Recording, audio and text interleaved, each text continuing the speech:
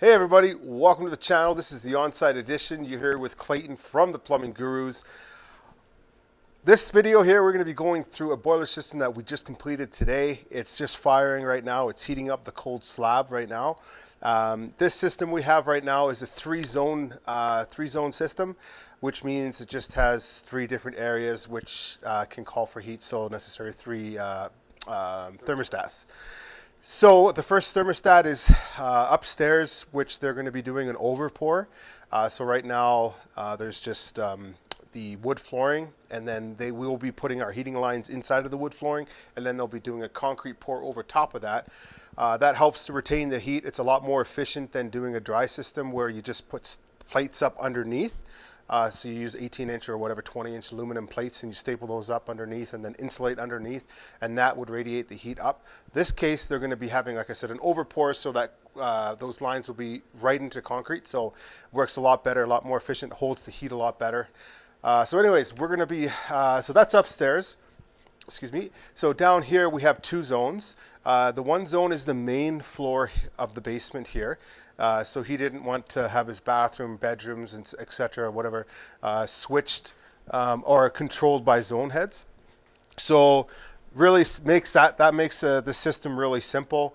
Same with upstairs. He didn't want anything zoned either. So it's all just going to be one zone upstairs, like I was saying. Downstairs, there's a little theater room that's underneath the garage. It's pretty dark underneath there, so there's no lights. Yeah, so that'll be, yeah, it's a big theater room. It's, I would say, 35 feet by 50 feet room, so nice and big. You'll have a nice big area there to watch movies, and it's already insulated with the concrete, so you know, away you go. Why not, right? If you got the money to do it, let's do it. So anyways, I'll go through this system here. There's not a lot here to go through, so we thought this was a good video for you guys to kind of check out and see. Like I said, it's very basic due to the fact that it only has three zones. And another nice thing too with this Navien here behind us, it has three zone controls built in with the boiler. So what that means is we don't need another controller outside of the boiler system to tell the boiler to turn on pump 1, 2, or 3, or whatever it is. This boiler here has enough for, like I said, three zones to control three different zones. So it makes our job a lot easier. We can just wire it right to the boiler, wire everything right to the boiler. The thermostats and yeah, thermostats and zone valves right to the boiler. Actually, it does have three zones, right? So you can also run zone valves to the boiler, not just the pumps and thermostats as well. So. Right? Does that make sense, Carson? Yeah. Okay. Usually Carson does the boiler stuff. He was the one that designed this, and I stepped up to the plate and said, you know what? I'm going to give it a shot. I'm still decent at doing heating, just maybe a little different aspect. I'm better at more like the service stuff, figuring out if there's something wrong. That's kind of where I'm really good at. Carson's a lot better at building them and doing all this kind of stuff. So, all right. So I'm going to go through the piping with you. We have here, this is just a temporary thermostat because the house is still in construction. So we just put the thermostat here, told them we set it to 77 degrees Fahrenheit, so it is quite warm, but we feel like the heat's going to radiate off the boiler, heat the thermostat, so we just have it set a little higher. If you guys ever run into a situation like this and you guys want to do that, you can do that, or you can mount the thermostat pretty much wherever you want, right? It's going to be the same thing. So what we have here is we have a low loss header. I'm just going to come on this side here. This system is piped with a low loss header. So we have the low loss header here. Let's back up a little bit. We're going to start with the boiler. So here's the Navien boiler. Gas to the boiler. Sorry, that's a combi boiler. So that means, if you don't know, it can do hot water and it can also do heating. So domestic and space heating. So this is the boiler here. Gas line ran to the boiler here. We don't need to talk about that. Water lines are here. Hot water line is here. The cold water line is back there.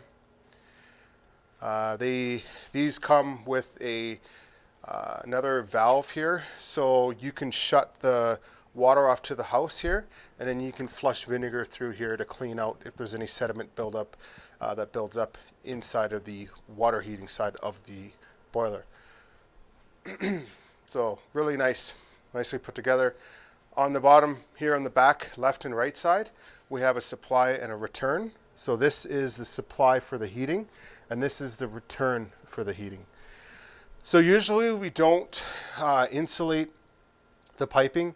In this case, Carson had some extra piping left over. We know that these people have young kids that they might be running in here, you know. This is 110 degrees Fahrenheit that's going to be going to the flooring. It can still be pretty hot, right? It could still burn a kid.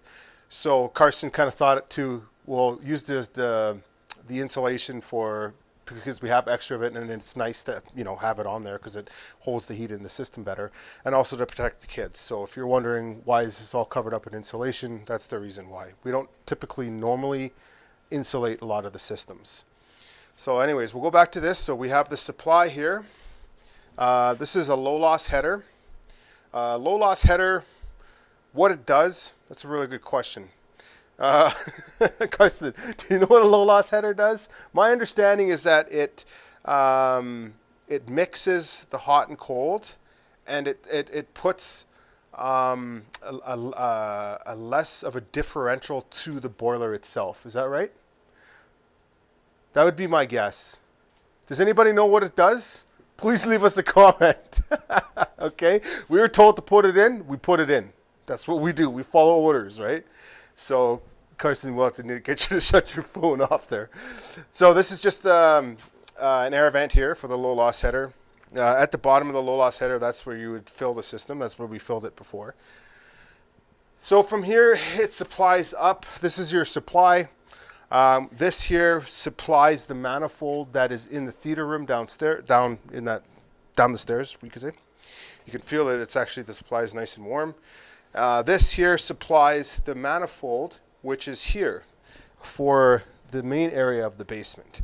Now I'm going to kind of go through a little bit on the manifold, because a lot of systems that we go see, people don't have manifolds. They use valves to control the zones. For one, the reason why that's bad is because you can't regulate the flow so that the flow is all even between all of the zones, all the loops, I should say, not zones, loops. Okay, so these are the Uponor zone manifolds that we like to use.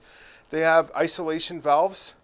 They have a little spot here for thermostat, so you can see to make sure that you're getting your proper temperature to your supply at the inflow, which our target temperature is 110.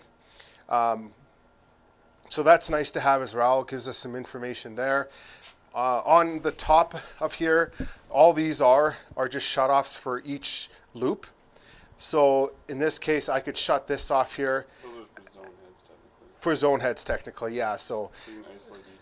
Yeah, so, and then too, if you had this running full blast and you're looking here, you go, okay, how come this is getting a lot less flow, right? It has your GPMs there. It tells you exactly how much each loop is getting. So you can regulate that. You could say, okay, this is getting 0.5 too much. So you can just regulate that and pull it down. Pardon? You regulate it through those ones. Oh, through the bottom ones, These sorry. things just Oh yeah, they up. click up, don't they? Yeah. And then you can turn. You can turn them off completely like this. So if you turn that off, you watch this. Oh yeah, that'll go straight up. That's right. Yeah. So that turns off the flow to that. Now there's zero flow in there. That's right. Yeah, thanks. So now we'll just put it at the same as everything else, 0.7. There we go. Look at that. I'm learning too while we're here. I would have figured it out, but definitely would have figured it out because that's just what I do. So at the end here, there's this is a manual air vent here, manual air vent.